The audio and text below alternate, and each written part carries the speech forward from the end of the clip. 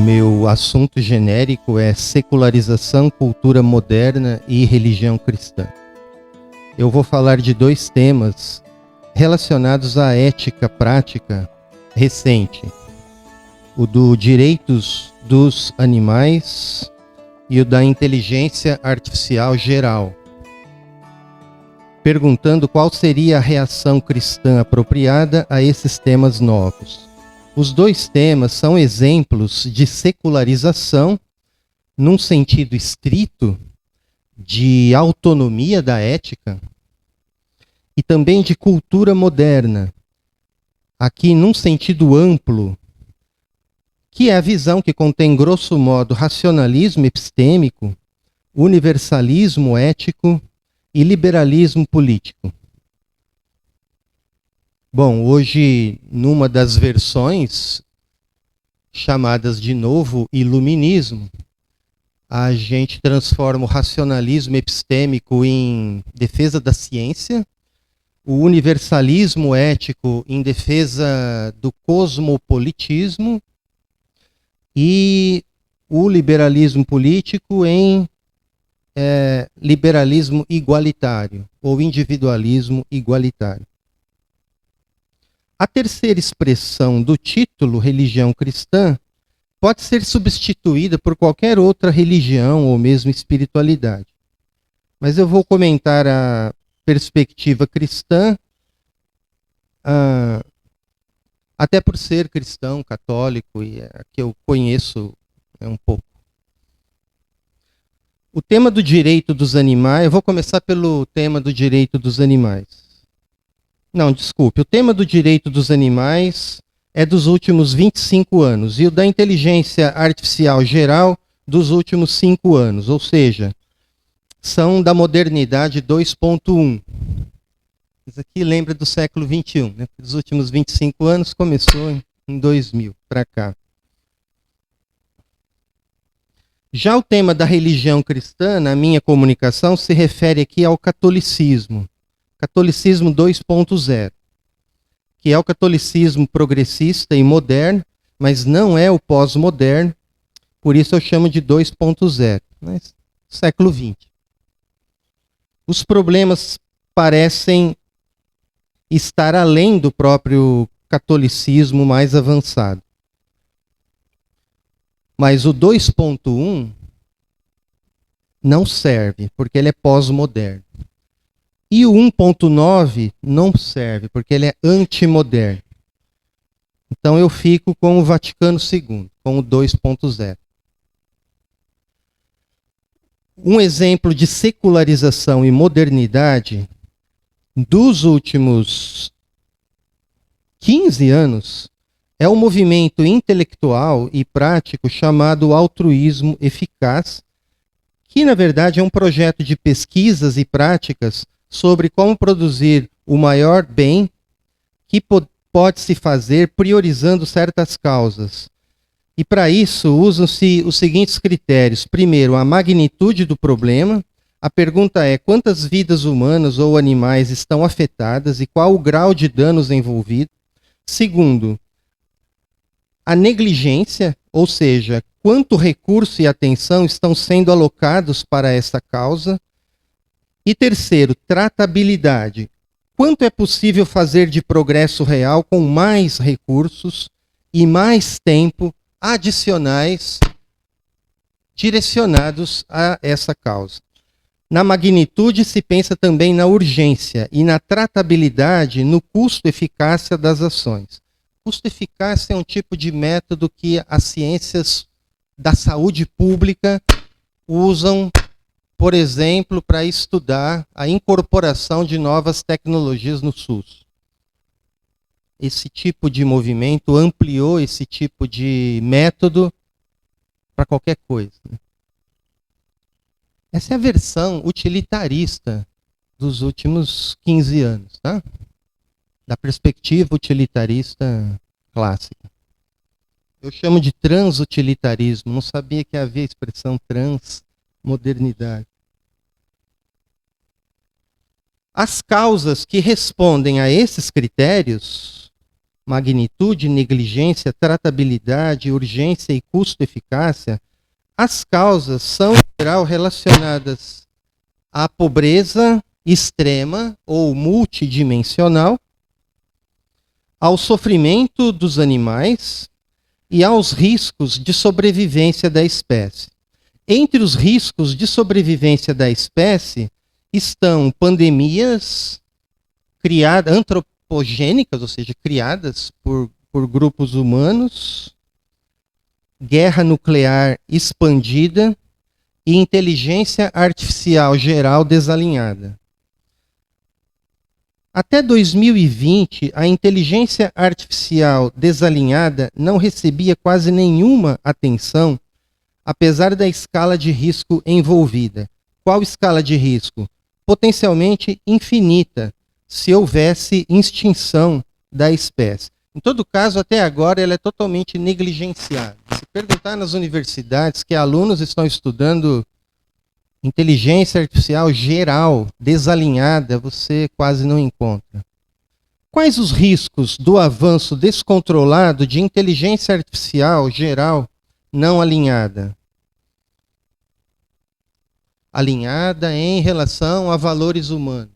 2 centros de pesquisa sobre isso para a perspectiva baseada em evidências das próximas décadas. O Instituto para o Futuro da Vida e o Centro para a Segurança e Inteligência Artificial. Segundo o Future of Life Institute, composto por especialistas em inteligência artificial e relacionado também a grupos de pesquisa da Universidade de Harvard, do MIT e da Oxford, especialmente na Carta Aberta de março de 2023, os riscos da inteligência artificial geral são, primeiro, a automatização de tarefas perigosas sem supervisão adequada, como decisões militares, financeiras e judiciais globais. Segundo, a difusão de desinformação em massa com inteligência artificial geral, gerando fake news indistinguíveis da realidade. Terceiro, a disrupção econômica e social com potencial desemprego em larguíssima escala, no curto prazo, em bem curto prazo, em razão da automação acelerada de todo o processo econômico. Quarto, a corrida fora de controle entre empresas sem coordenação ou freios regulatórios, que é o que está acontecendo, tá? 5. O desenvolvimento de inteligências artificiais que escapam completamente ao controle, incluindo sistemas com capacidade de se auto-aperfeiçoar. Autonomia estratégica. 6. Perda da capacidade humana de distinguir entre real e artificial, prejudicando instituições democráticas. Daí a síntese dessa carta aberta de que o risco central é a perda de controle humano sobre sistemas superinteligentes e ultrapoderosos de inteligência artificial. Segundo o Centro para Segurança e Inteligência Artificial, esse centro foi instaurado por membros e também com suporte financeiro e os valores de pesquisa do altruísmo eficaz, que eu citei na introdução, e está relacionado e composto por especialistas também das melhores universidades do mundo, mas especialmente pela Universidade de Oxford, no Reino Unido. E os riscos são, em termos de quantidade de prejuízos em anos de vida, a projeção é que são comparáveis a pandemias globais e guerras nucleares expandidas. Segundo, a superinteligência desenvolvendo metas incompatíveis com os valores humanos ou tomando decisões que escapam à nossa capacidade de previsão e contenção.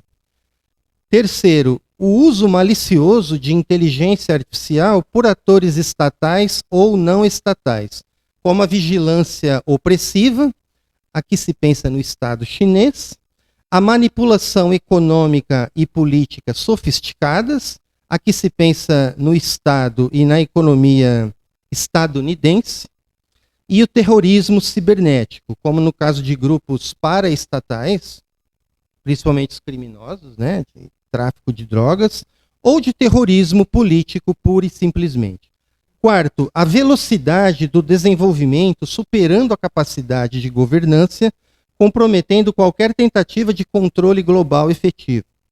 5. Falta de transparência e compreensibilidade dos sistemas avançados, tornando impossível monitorar as decisões críticas tomadas pelo próprio sistema. A revelia do controle humano. O risco central desse grupo de cientistas, matemáticos, filósofos, psicólogos, esse grupo resumiu isso como risco de extinção da humanidade por inteligência artificial geral desalinhada e descontrolada no século XXI. Os riscos de sobrevivência nesse século, talvez em meados desse século, não 2100, 2050, calculados com base em evidências, especialmente o risco da inteligência artificial desalinhada, que estatisticamente se encontra na escala de 10%, 1 em 10, veja que o risco de extinção por causa das mudanças climáticas é de 0,01%.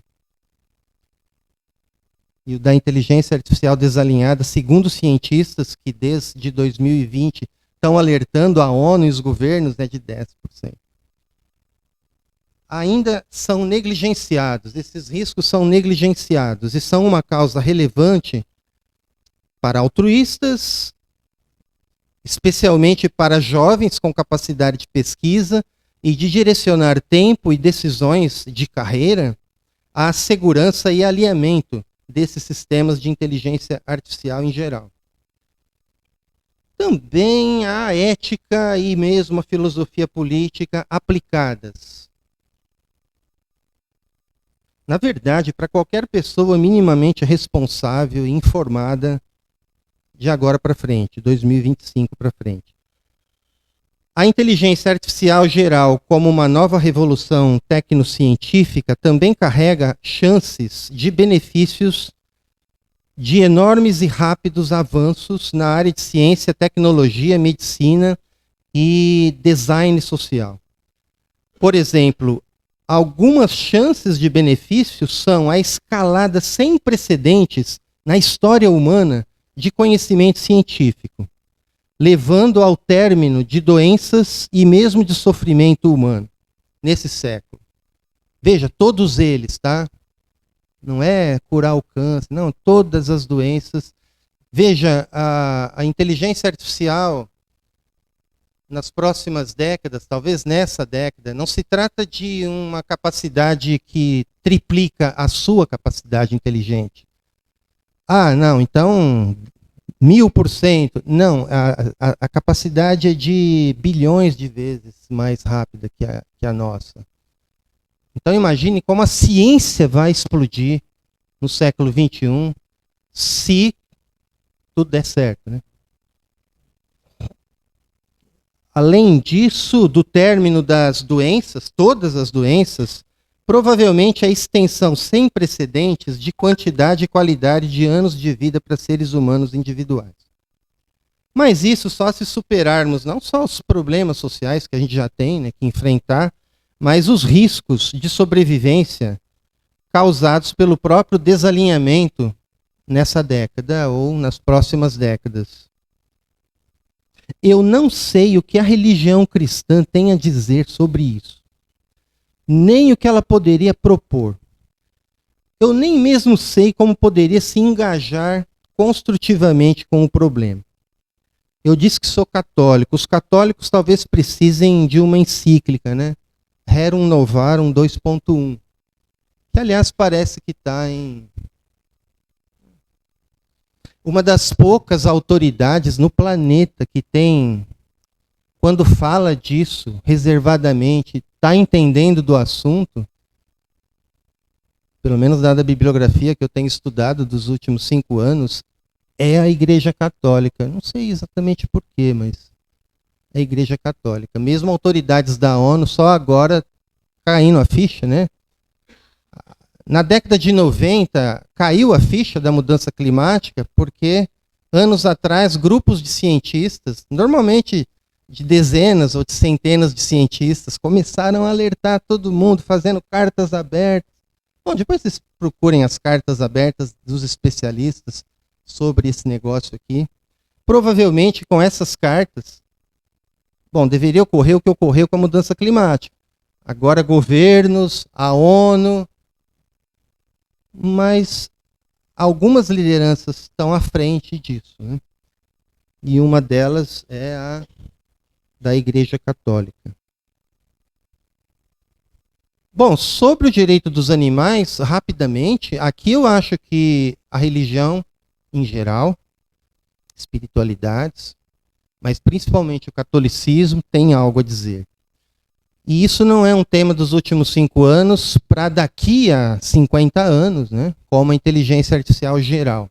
Veja, geral significa não só super inteligente, bilhões de vezes mais inteligentes que nós, mas autoconscientes e agentes, tá? Então não vale toda a reflexão tecnológica que se fazia, né?